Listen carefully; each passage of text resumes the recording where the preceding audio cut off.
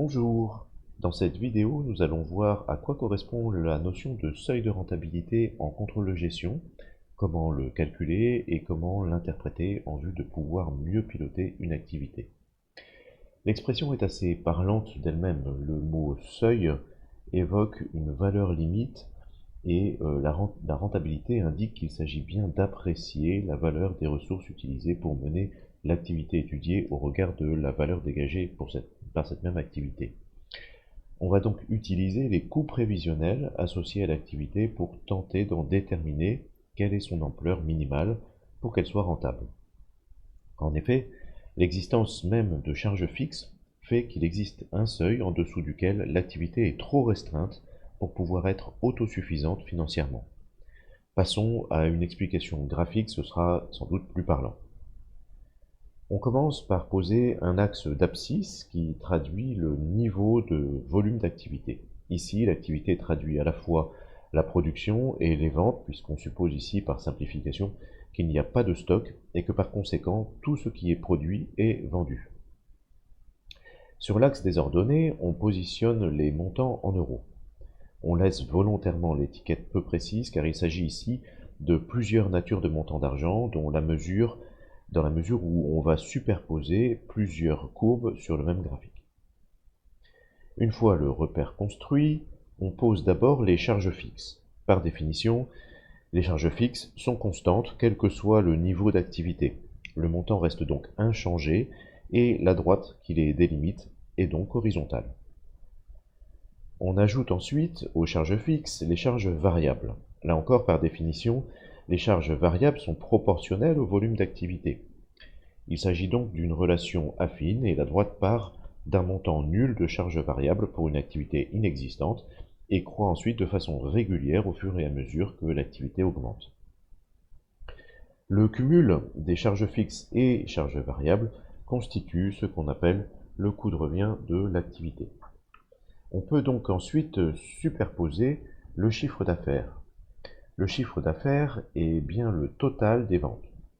Il est donc nul si l'activité est nulle et il croît ensuite proportionnellement au volume d'activité au rythme du prix de vente unitaire.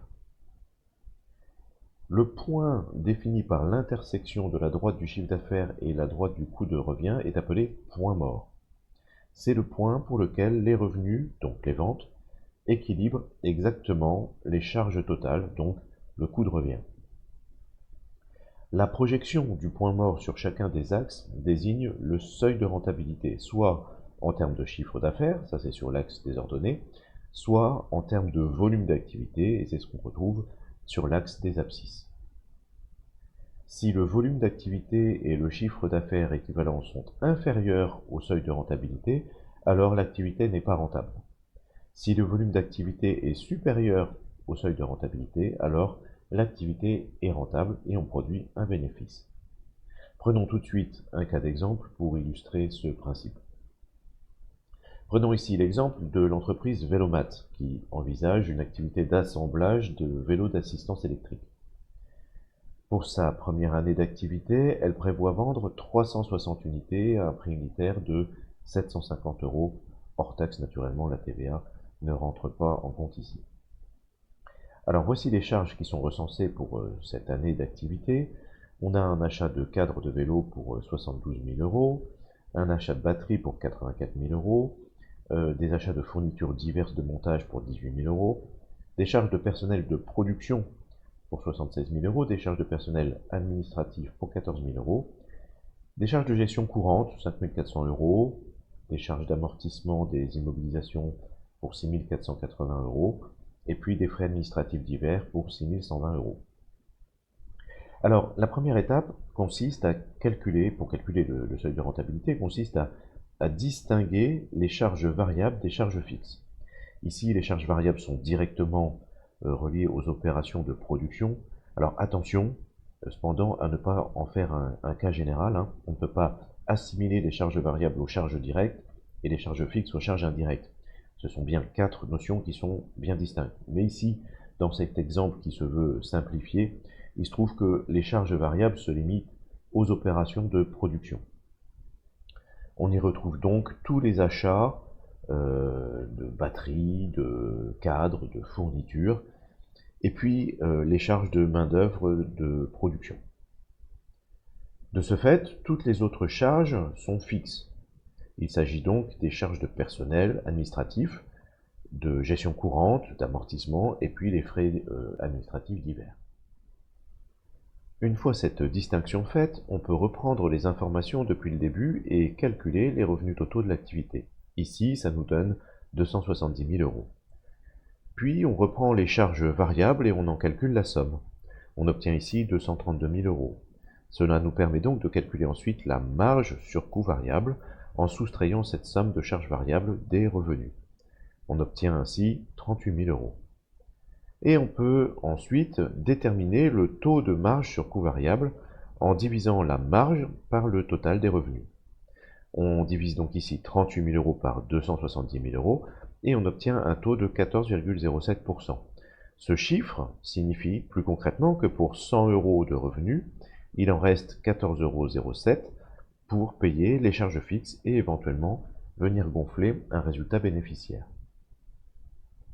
La dernière étape pour calculer le seuil de rentabilité consiste à calculer le total des charges fixes. On obtient ici 32 000 euros. Puis, on va diviser ce total par le taux de marge sur coût variable qu'on vient de calculer précédemment. Donc, on va diviser 32 000 euros par 14,07%, autrement dit 0,1407. Cette division nous amène à un résultat de 227 368,42 euros. Ce résultat signifie qu'avec les données d'entreprise qui sont présentées ici dans le cas, il faut qu'elle réalise un chiffre d'affaires d'au moins 227 368,42 euros pour qu'elle puisse être tout juste à l'équilibre et avoir autant de revenus que de charges. Autrement dit, pour ce chiffre d'affaires, elle ne fait ni déficit ni bénéfice. C'est le point mort. Vu les prix de vente unitaires, ce chiffre d'affaires de 227 368 euros correspond à la vente de 304 vélos, si on l'arrondit à l'unité supérieure, puisque, bien évidemment, on ne va pas vendre des fractions de vélos. En conclusion, on peut donc dire que si l'entreprise vend moins de 304 vélos par an, elle va être déficitaire. Si elle en vend plus, elle va être bénéficiaire. On peut même préciser que, dans ce dernier cas, elle va construire son bénéfice au rythme de 750 euros fois 0,1407, c'est-à-dire au rythme de 105,525 euros de bénéfice net à chaque vélo vendu, au-delà du seuil des 304 unités. Dans le cas présent, en visant des ventes à 360 unités pour l'année, elle peut espérer faire un bénéfice net d'un peu plus de 5 900 euros. Voici donc une approche de la notion de seuil de rentabilité avec une illustration simplifiée de son mode de calcul. Cette notion, elle peut être utilisée pour apprécier l'ampleur du risque de générer un déficit en se lançant dans une activité donnée. Mais ce calcul se limite à une conception déterministe avec éventuellement la formation de différents scénarios possibles. Une approche probabiliste peut permettre d'évaluer plus précisément les risques encourus en les dotant d'une probabilité associée. Mais cela nécessite d'autres calculs qui font appel à des lois statistiques, mais ça, c'est pour d'autres vidéos.